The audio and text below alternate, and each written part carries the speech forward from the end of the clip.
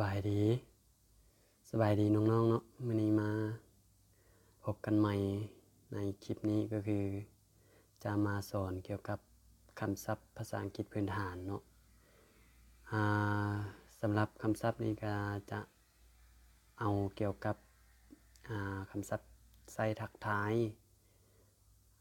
ใส่เอิ้นว่าใดเอิ้นว่าคำศัพท์ที่เรามักใช้ในชีวิตประจำวันเนาะก็คือทักทายสบายดีถามสุขถามทุกข์นำกันสิเนาะแล้วก็พิเศษก็คือจะมาบอกวิธีการอ่านพร้อมเนาะก็คือภาษาอังกฤษพื้นฐานเนาะก็คือสำหรับคำศัพท์พื้นฐานเป็นต้นก็จะมีนี่เนาะ hello แม่นบ่ hello แปลว่า hello แปลว่า hello แปลว่า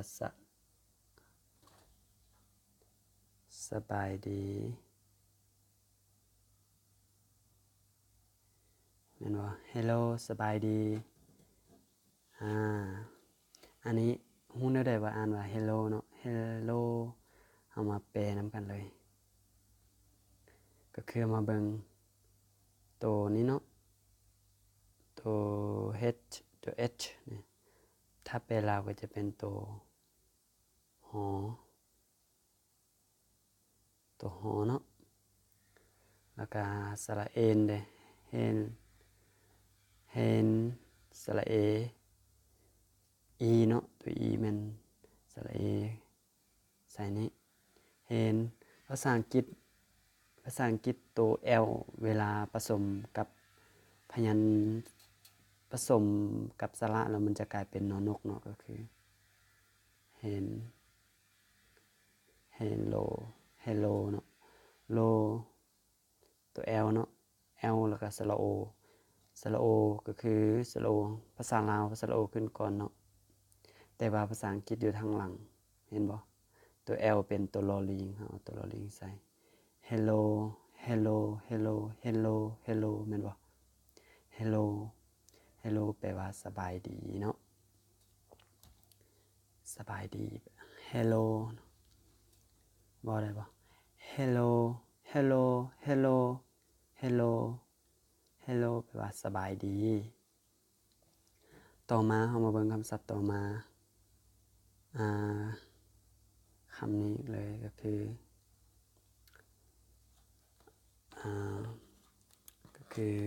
ถามเนาะเขาจะถามว่า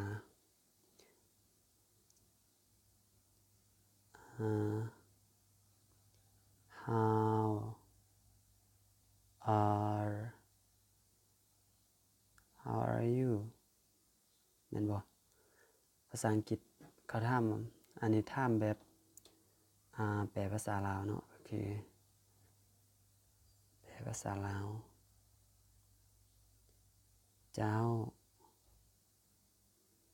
สบายดี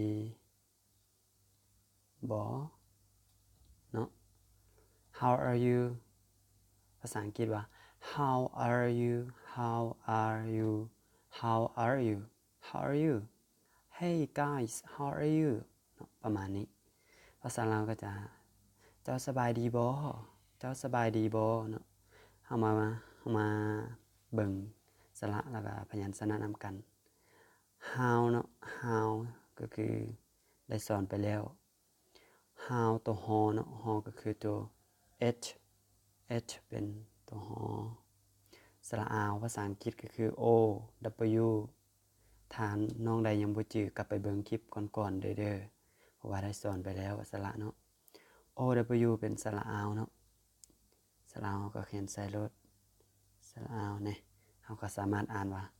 how อันนี้ก็ how แม่นบ่ต่อมา are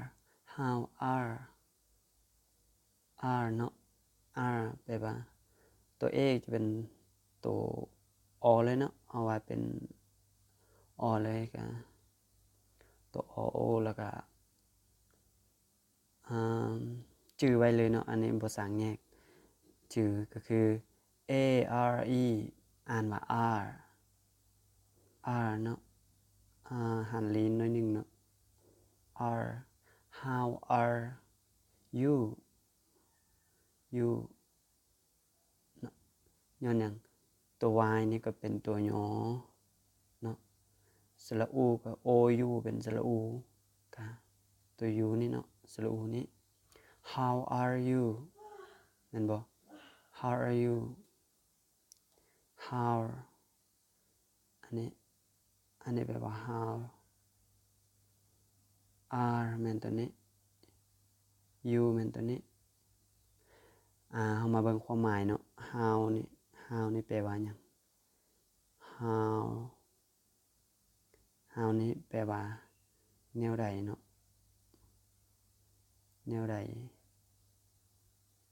หรือว่าเป็นแนวใดก็ได้จะว่าแนวใดดีวะภาษาลาวไปแนวใดจังใดสิเนาะจังใดประมาณนี้แหละเป็นแบบคำถามอันนี้จะใส่เป็นคำถามแนวใดจังใดสิเนาะแล้วก็ are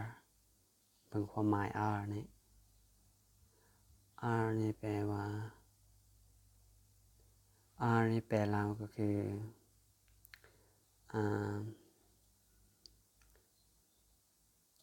แมนเป็น you คือแมนนั่นแหละเป็น you คือแมนเอาเขาเขียนให้มันจื่อง่ายกว่าเป็น you คือแล้วก็แมนเนาะเป็น you คือแมนมองแมวเด้อนี่เป็น you คือแมนแต่ว่าในนี้มันจะแปลโดยอันนั้นก็คือถ้าแปลแบบความหมายอีกอันหนึ่งก็คือแปลว่า you เนาะ you แบบเฮาอยู่ใส่สินะ you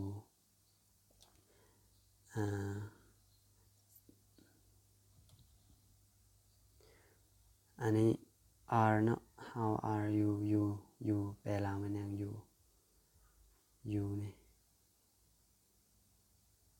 you แปลว่าลาวว่าเจ้าเนาะอย่ามักเห็นบ่อันคำนี้เนาะก็คือมันมีตัว r ทางหลังนี่ตัว r ทางหลังกับตัวนี้มันต่างกันเนาะได้ต่างกันเนาะต่างแน่นอนถ้าเห็นตัว r อยู่ทางหลังนี้อ่านว่า your เด้อ your แต่ว่าหันลิ้นเด้ your แปลว่าของเจ้าเนาะของเจ้าบ่ได้ของเจ้าอันนี้เนาะมันจะแปลว่าของเจ้าคือ your เป็นของเจ้าถ้าเป็น you ละลายจะเป็นเจ้าถ้าเป็น your เป็นของเจ้าอันนี้จื่อง่ายๆอันนี้เนาะ how are you อีแปลภาษาลาวก็คือ how นี่ก็บ่หรือว่าแนวใดจังใดสิเนาะare you เจ้าสบายดีบ่อันนี้ how are you เจ้าสบายดีบ่เนาะ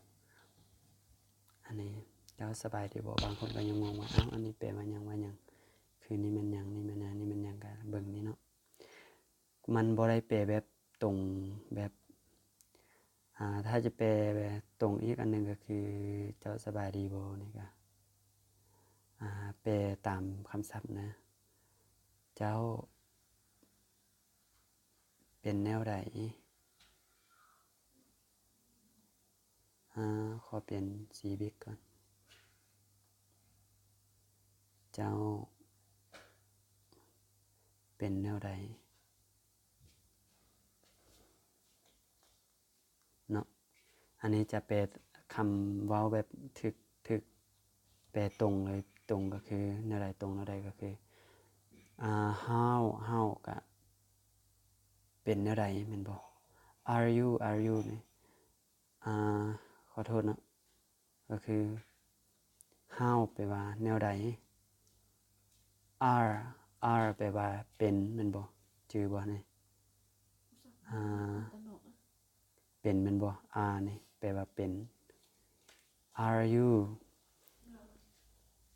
how are you you แม่นเจ้าเนาะ you แม่นเจ้ามันอยู่นี้นะเจ้าเป็นแนวใดมันแปลปีนกลับเนาะเจ้าเป็นแนวใดแต่ว่าภาษาลาวก็เจ้าเป็นแนวใดมันแปลปีนกันเนาะอันนี้เนาะเข้าใจบ่ภาษาอังกฤษบางเทื่อมันก็จะแปลหลังกลับไปหน้าแม่นบ่แปลมาทางนี้แปลมาทางนี้เนาะแต่ว่าภาษาลาวก็ส่วนหลายจะแปลมาทางนี้มาก็คือเจ้าเป็นแนวใดภาษาอังกฤษก็ how are you มันจะว่าเจ้าเป็นแนวใดอันนี้เนาะเข้าใจง่ายๆบ่ยากต่อมาเฮามาเบิ่งอันอีกคำหนึ่งก็คือสมมุติเขาถามว่าเจ้าเป็นแนวใดเฮาจะตอบว่าแนวใดเฮาจะตอบว่าสบายดีเนาะตอบว่าเจ้าเป็นแนวใดค่อยสบายดีว่าแนวใดภาษาอังกฤษเขาจะตอบว่าสิ I am fine เนาะ I am fine แปลว่าแนวใดค่อยสบายดีเนาะก็คือแปลลาวก็ค่อยสบายดีค่อยสบายดีอันนี้เนาะค่อยสบายดีเข้าใจบ่เฮามาเบิ่งนำกันวิธีอ่านตัวนี้เนาะจะเป็นตัว I แม่นบ่ตัว I ว่าได้ตัว I เขียนนี่ตัว I เนาะตัว I เวลาอ่านก็อ่านเห็นอันนี้ก็อ่านว่า I เลยเนาะบ่ต้องแปลรูปอิหยังก็คือต่อมา I นี่แปลว่าค่อยเนาะค่อยเวลาอ่านก็อ่าน I เวลาแปลลาวก็จะเป็นค่อยเนาะมาเบิ่งตัวนี้เนาะ am แปลว่าแนวใดเนาะ am ก็เป็นอยู่คือแม่นเนาะเป็นอยู่คือแล้วก็แม่นเป็นอยู่คือแม่นเนาะเป็นอยู่คือแม่นแต่ว่าอันนี้ขอสอนในคลิปต่อไปเนาะอันนี้มันจะพิเศษหน่อยนึงก็อันนี้แต่ว่านี่จะขออธิบายแบบคร่าวๆก่อนก็คือam นี่ก็ am เนาะก็อ่านว่า am I am นั่นเป็นบ่ I am fine am แปลว่าเป็นอยู่คือแม่นบ่เป็นอยู่คือแม่นแต่ว่าในนี้เฮามาเบิ่งคำศัพท์ต่อมาคำศัพท์ตัวนี้เนาะ I'm fine แปลว่าสบายดีเนาะบ่แม่นคำทักทายเลยแบบเฮาอยู่ดีบ่เป็นหยังบ่เจ็บบ่ไข้ความหมายนั้นเนาะอันนี้ก็คือแบบบ่ได้เจ็บบ่ได้ไข้หยังเนาะบ่ได้เจ็บหยังเลยเนาะอันนี้ก็คือบ่ได้เจ็บหยัง fine แปลว่าสบายดีค่อยสบายดีค่อยบ่เป็นหยังก็คือ I'm fine ในนี้เนาะก็คือสังเกตนี่บอกอีกเทื่อนึงก็คือในประโยคนี้ I am fine ส่วนหลายเขาเจ้ามาเขียนย่อแนวใดก็คือ I ขอเฮ็ดขีดทั้งหัวนิดนึงแล้วก็ตัว M ใส่ I M ใส่แล้วก็อันนี้ใส่อันนี้เวลาอ่านมันจะต่างแล้วเด้อตัว I กับตัว M นี้เวลาอ่านก็จะอ่านว่าเนาะแต่ว่ามันก็มาจาก I am คือเก่าหั่นแหละความหมายคือเก่าแต่ว่าอันนี้เป็นเขาเจ้าเขียนย่อซื่อๆ I am fine อันนี้มัน fine เด้อ I am fine ใส่นกข้างหลังเด้อ fine I'm fine แปลว่าสบายดีอันนี้ก็คือมันก็ประโยคคือตัวเทิงเนาะ I'm fine นี่ I'm fine อันนี้คือกันบ่ต่างหยังกันเลย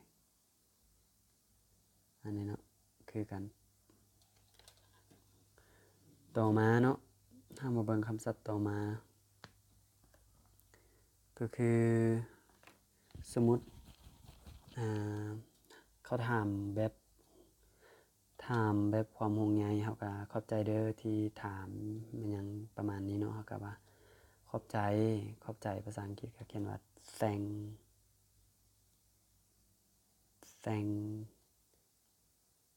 you อันนี้เนาะหลายๆคนมักอ่านก็คือสระแองเข้ามาเบิ่งสระแองก่อนเวลาอ่านอันนี้สระแองตัวนี้เนาะ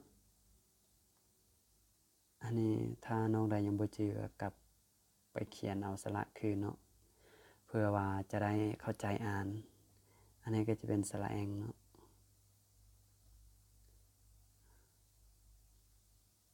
สระแองแต่ว่าออกเสียงคือเด้อสระแองอันนี้จะเป็นแซงมันว่าอะไรแบบมันออกตัวโทแซงตัวโทแบบเอาแค่วเทิงแค่วลุมมาดันให้ลิ้นมันติดกันล่ะแซงใช่เนาะปล่อยลมออกแซงมันจะเป็นแซงแต่งเวลาอ่านอันนี้เนาะเสียว่าหลายๆคนมักอ่านว่าแต่งยูแม่นบ่นี่แต่งแล้วก็ยูที่จริงบ่ได้อ่านแบบตรงเลยเนาะก็คือแต่งแล้วก็ตัวยูเขาจะอ่านว่า thank you thank you thank you thank you thank you ก็คือเอาเสียงตัวเคกับตัวยูนี่เข้านำกันคือ thank you คือ k u thank you ที่จริงก็ thank you ประมาณแต่ว่าเอาเสียงมาให้มันอยู่ติดกัน thank you kแล้วตัว y สลู o u กับ thank you เนาะอันนี้แปลว่าหยังได้แต่สอน thank you นี่แปลว่าขอบใจเนาะขอบใจชื่อได้บ่ thank you ขอบใจเนาะขอบใจก็ thank you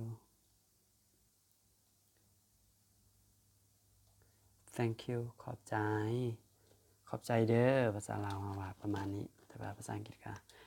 thank you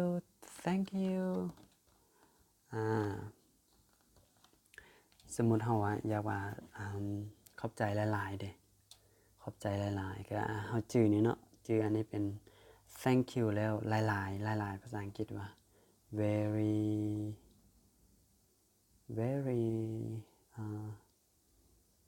very much เนาะ very much แปลว่าหลายขอบใจหลายเด้อขอบใจหลายๆ thank you very much เขียนให้เบิ่งthank you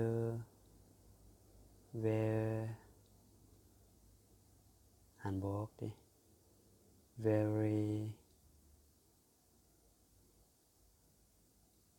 very much ยันอ่านบ่เข้าใจ thank you very much แปลว่าขอบใจหลายๆเด้อขอบใจหลายๆขอบใจหลายๆเนาะประมาณนี้ thank you very much ถ้าเขาเจ้าอยากถามว่าได้บ่ โดยหรือว่าเจ้าสิเนาะก็คือหรือว่าตอบบ่ได้อันนั้นก็เคยได้ยินอยู่แล้วเนาะอันนี้ก็คืออยากมาย้ำคืนเป็นคำศัพท์พื้นฐานก็คือตัวนี้เนาะอันนี้แปลว่าเจ้าหรือว่าแมนหรือว่าโดยเนาะโดยอ่านว่าอะไรนี่อ่านว่า yes เนาะ yes เป็นอย่างจึงอ่าน yes เพราะว่าตัวนี้เป็นตัวโยแม่นบ่ตัวนี้เป็นสระเอตัวนี้เป็นสอเสือเอาก็ใส่รถเวลาเอาสอเสือใส่ออกเสียงเนาะอันนี้จะเป็น yes yes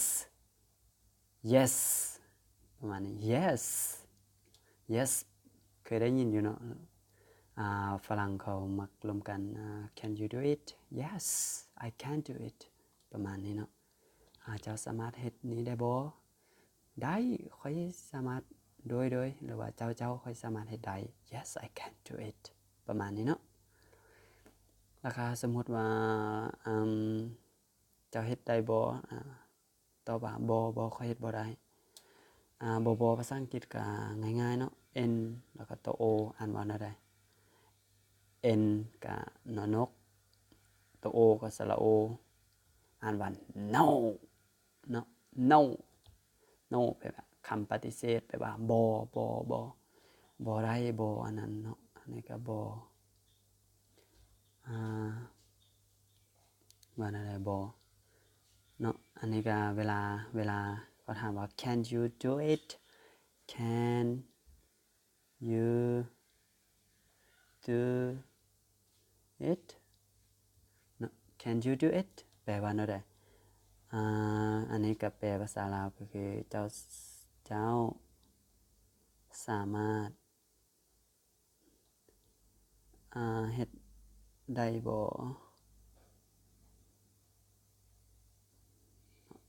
เฮ็ดได้บ่เจ้าสามารถเฮ็ดได้บ่เจ้าสามารถเฮ็ดมันได้บ่สินะประมาณนี้เจ้าสามารถเฮ็ดมันได้บ่สมมุติเจ้าน้องๆอยากตอบว่าบ่ค่อยบ่สามารถเฮ็ดได้ค่อยบ่ได้ก็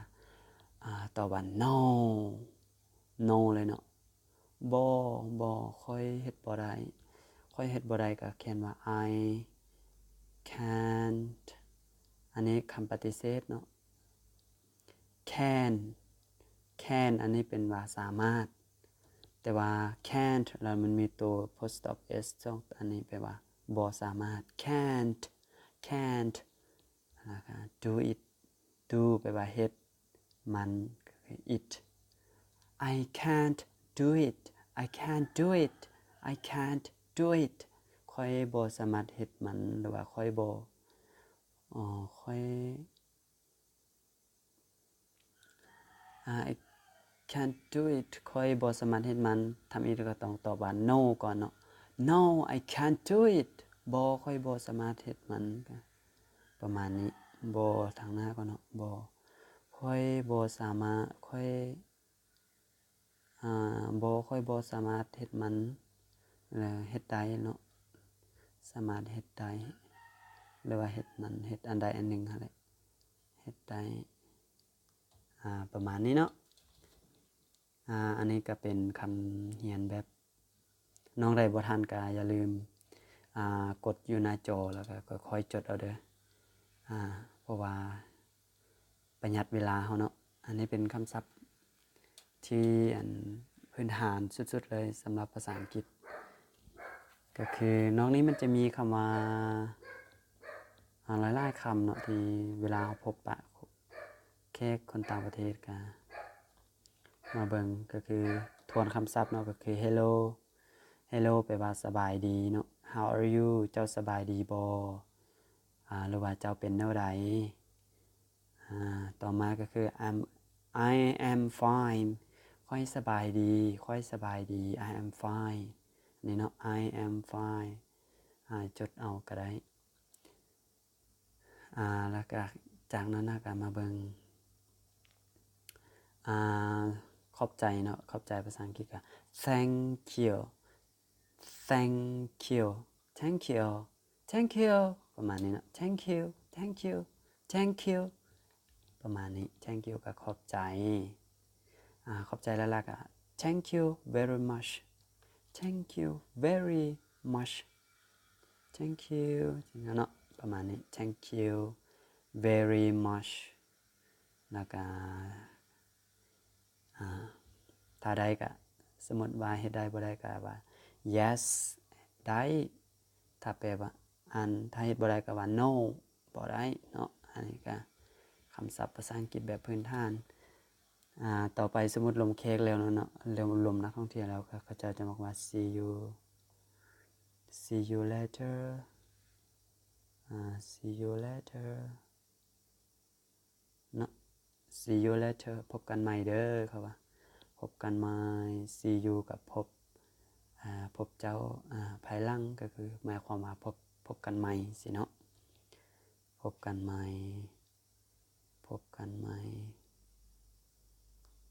อันนี้พบกันใหม่สำหรับคลิปนี้เฮากับพบกันใหม่ในคลิปต่อไปเนาะขอบใจสำหรับการเข้ามารับชมน้องใดที่หากเข้ามาก็อย่าลืมกดติดตามช่องเพราะว่าจะได้มีการสอนประจำแต่ว่ายามค่อยว่างค่อยจะเฮ็ดคลิปสอนลงมาเนาะเพื่อบ่พลาดคลิปหรือว่าอยากเรียนภาษาอังกฤษก็อย่าลืมกดติดตามช่องแล้วก็กดมีกระดิ่งเนาะกระดิ่งหันกดติดตามเวลาค่อยเอาลงคลิปมันจะเตือนเจ้าเลยให้เจ้าเบิ่งเฮาเรียนนำกันเอาเป็นว่าเฮาพบกันใหม่ในคลิปต่อไปสำหรับคลิปนี้สบายดี